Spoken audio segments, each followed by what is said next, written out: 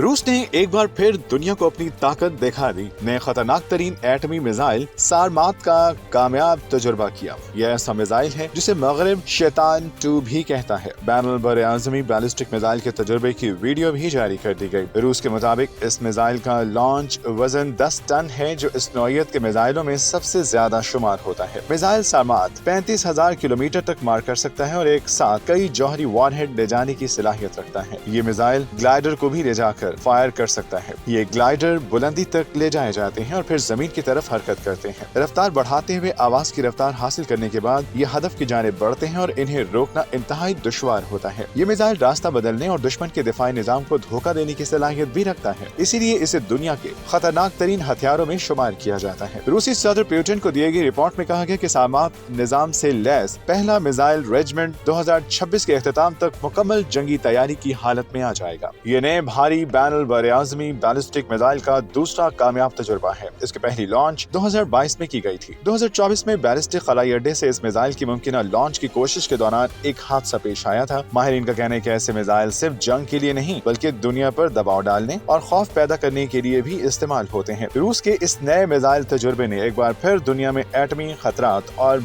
बड़ी ताकतों की कशमकश को तेज कर दिया है।